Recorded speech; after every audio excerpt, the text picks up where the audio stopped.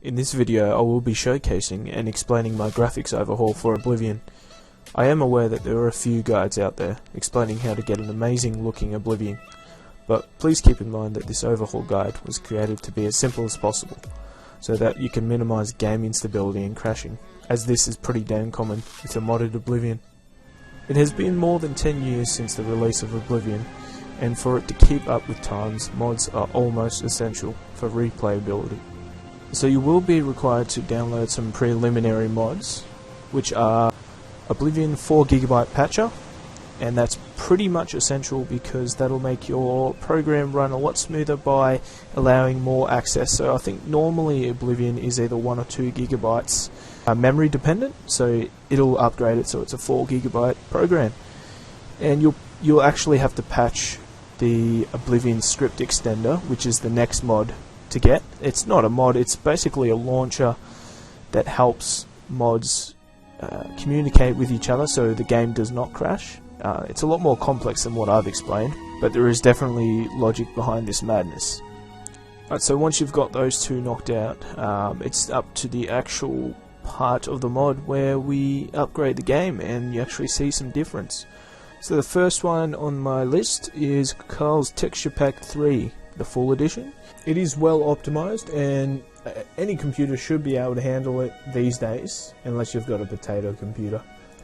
Next mod up is Improved Signs, and it does exactly that. It improves the signs to make them readable and less blurry, so they're high textures. Please look at my screenshots to see that they actually do make a difference. A huge difference. Next mod is Enhanced Water version 20 or V20. It's basically the most endorsed water mod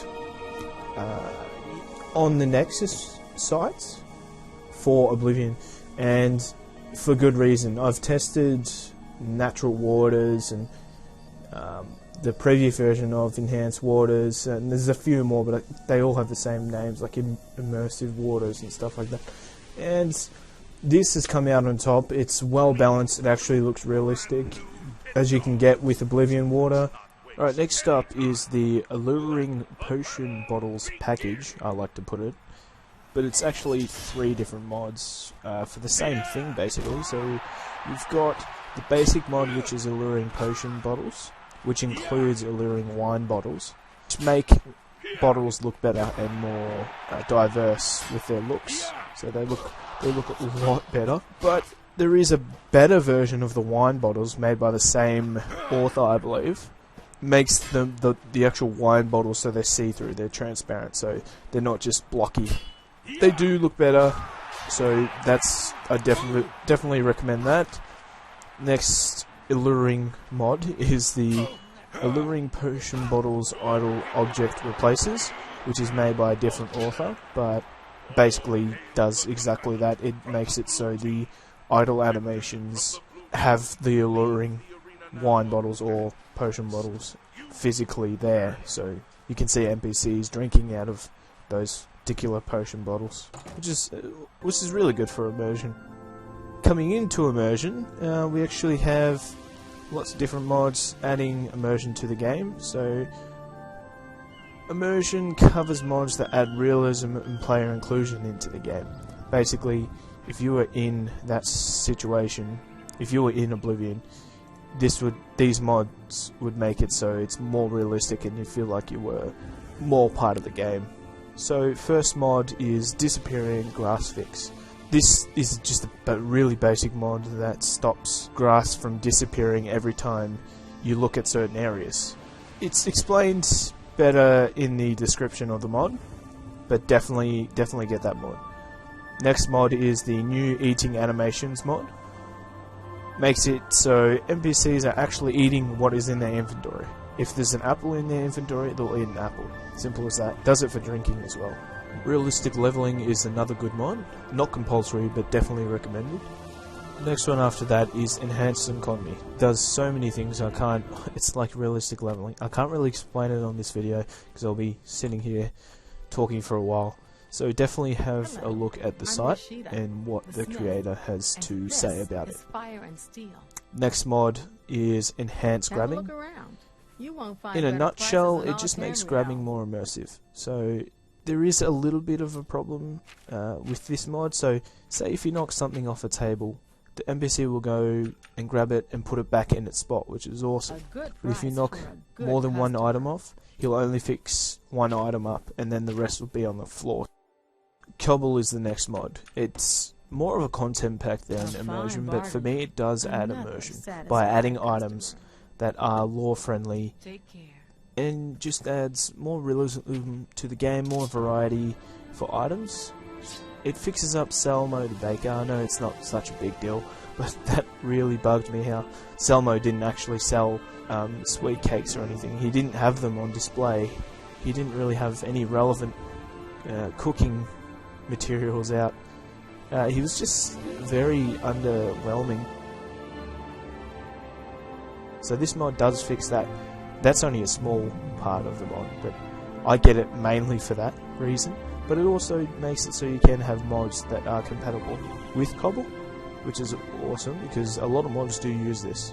The next mod is Immersive Weapons. It's very similar to the one that's on the Skyrim Nexus. It just adds a bunch of weapons that fit well into the game.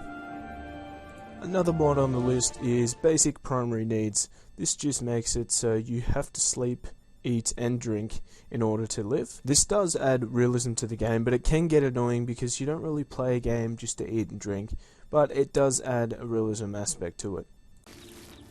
Harvest Flora does contain a lot of ESPs, so it is a little bit annoying in that manner, so it does play with your load order, but you can just delete the ones that you don't use. I don't use all of them, I don't tick all of the boxes for the ESPs, but I use most of them, like for the Shivering Isles and just for Standard Oblivion. Just read the description to see what it does. We're coming up to the last of the mods. So natural environments, it improves weather and the environment, and it just adds more emotion to the game.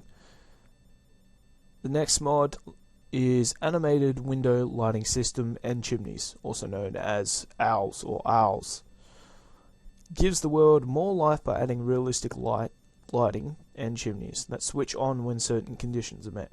So it is a very logical mod, so at night the lights will switch on, but when they're supposed to be asleep, the lights will switch off, which is pretty awesome.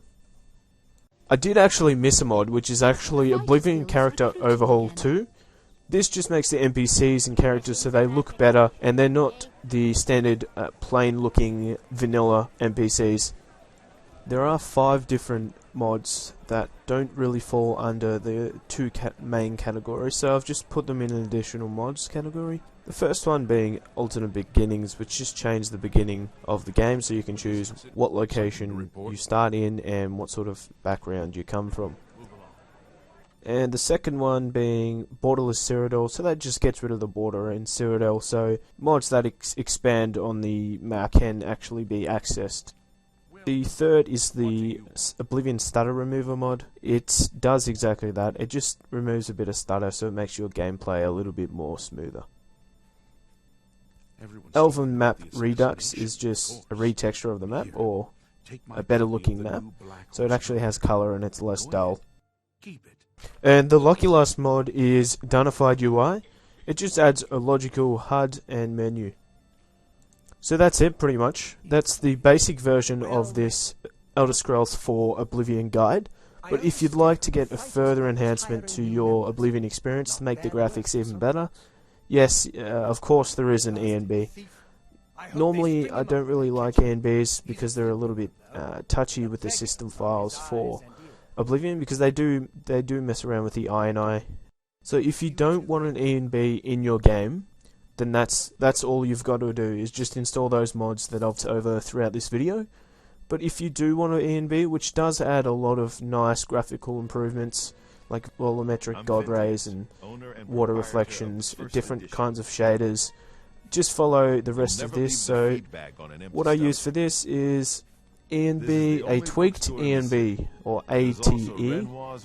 So basically just follow the instructions on the Nexus site or the developer site for the ENB, and it'll tell you how to install it. So just make sure you follow the instructions carefully, because ENBs can be a little bit difficult to install correctly, but once you do get it installed nice and properly, it does turn out really nice, as you can see I see no reason to talk to by looking at a few of my screenshots. Now that does conclude the entire guide, so I won't be going over how to install the mods because the Nexus site does tell you how to install the mods. You just need OBMM, which is Oblivion Mod Manager, or NMM, which is the Nexus Mod Manager. They do install it automatically. Alright, so that does conclude the guide and therefore my first video on YouTube. I hope you enjoyed it. If you have any questions, please refer to the website, which is in the link in the description. If you did enjoy my video, a thumbs up would be greatly appreciated. Alright, take care guys.